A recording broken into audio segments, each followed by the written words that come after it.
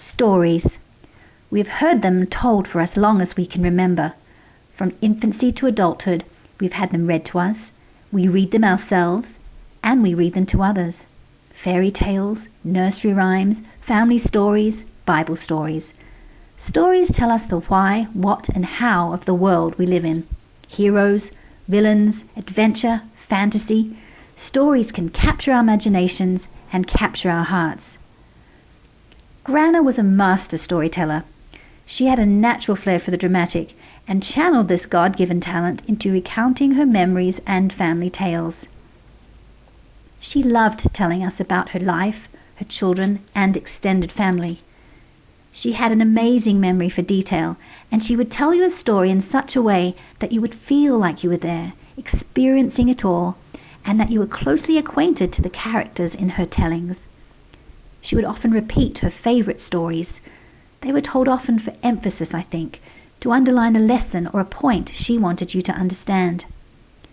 The best thing about Grana's stories is that they were true accounts from her life experience or the experience of loved ones. Grana knew the importance of family, and her sharing stories was a way for her to connect to her loved ones, pass on wisdom, and pass on the legacy of family. The best stories capture our hearts and connect us to the characters. Infused with love, Grana's stories connected us to the people in her tales.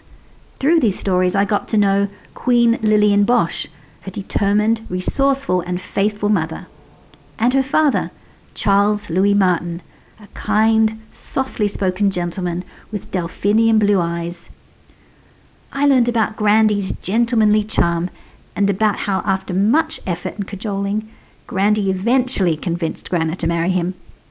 Grandy, of course, tells the story a little differently. I learnt about my spunky and determined Auntie Bev, who from a very young age asserted her independence and let no one take advantage of her. I especially love the story of how Auntie Bev defended her big sister, my mum, against a bully by chasing him down the street with a tennis racket in her hand.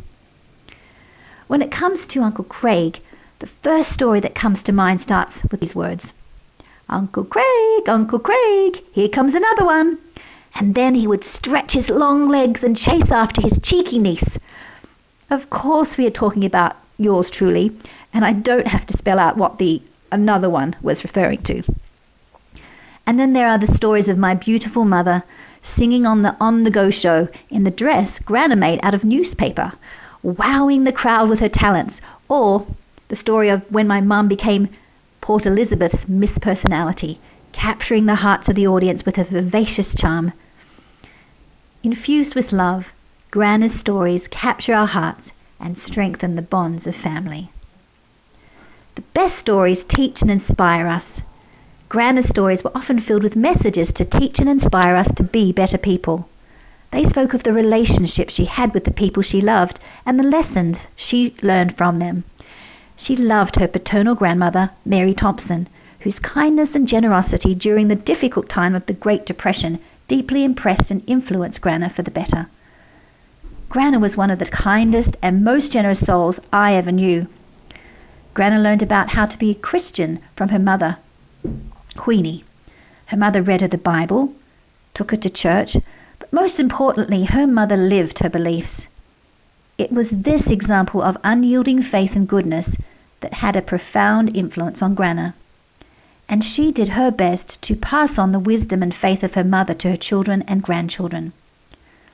I can attest of Grana's unwavering faith and virtue, which impacted my life for the better and has blessed me immeasurably. Grana's stories teach and inspire us to be better people.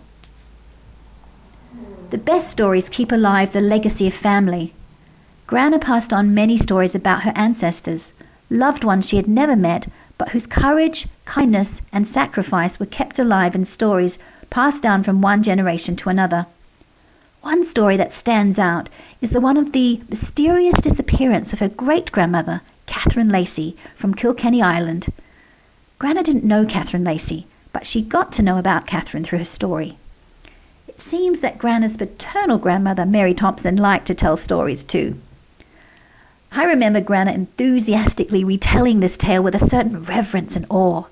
This was a true account of Catherine Lacey, who at the tender age of 16 left her home in Ireland, seeking a new life in colonial South Africa. After an uncertain beginning, Catherine met and married James Martin and began a family. Although I am sure she missed her family in Ireland, Catherine was happy in her new life until tragedy struck. Her beloved son Charles was dying from lead poisoning, an occupational hazard for painters at the time. Catherine, having been at the bedside of her withering son and overcome with grief, wanted to leave the house to be alone. Mary, Charles's wife, suggested Catherine take her grandson, little Charlie, Grana's father, for some fresh air and a walk along the beach. But Catherine refused, evidently too distraught for company. Grana tells that Catherine rattled off into Gaelic, perhaps to express her anguish or to pray. Catherine left her son, grandson, and daughter-in-law that day for the last time, never to be seen again. What happened to Catherine Lacey Martin? Only the Lord knows. But the story doesn't end there. The most dramatic scene from this tale is yet to come. Grana tells that Charles was asleep in bed while his wife Mary was watching over him. I can imagine that the light in the room was dim and that the atmosphere was solemn.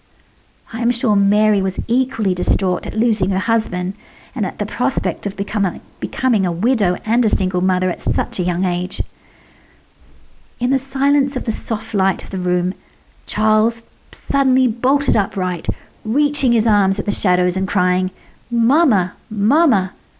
And just as suddenly, he collapsed into the bed and expired his last breath.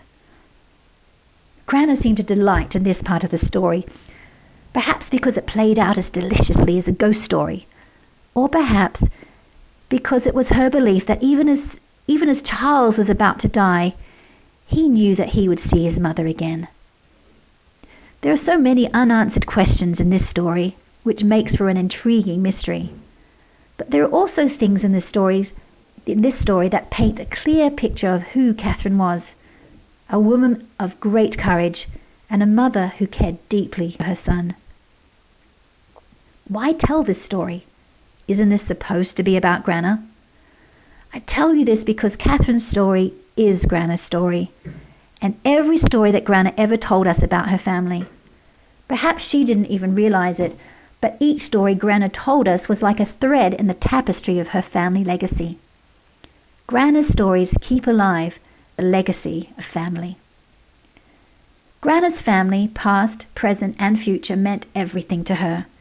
She was proud of her children and even more proud of her grandchildren and great-grandchildren. Her children and grandchildren were the cleverest, the most beautiful, the most amazing, bestest people in the world.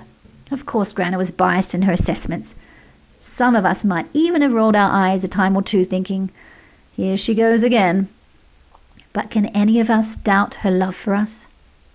And we loved her for her loving heart, her generosity, her thoughtfulness, her determination, her faithfulness, her smile, and her laughter.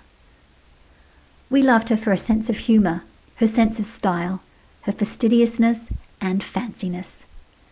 She was our own Fancy Nancy, who liked things to be just so. But mostly, I think we loved her because she loved us first and never stopped loving us. What greater legacy can a person pass on to the next generations than the legacy of love? Grana's stories were her legacy of love. Although Grana has passed from this life, we are comforted in the knowledge that we will see her again. And until that wonderful day, she will ever be alive in our hearts. When I see a full moon, smell the sweet fragrance of lavender, or hear the soothing words of her lullaby, she is with me. My hope is that we continue telling her stories to the next generations, that like Catherine Lacey, Grana will live on through her stories to the 7th generation and beyond. May we all honor our beloved mother, grandmother, and great-grandmother by keeping her memory alive through her legacy of love.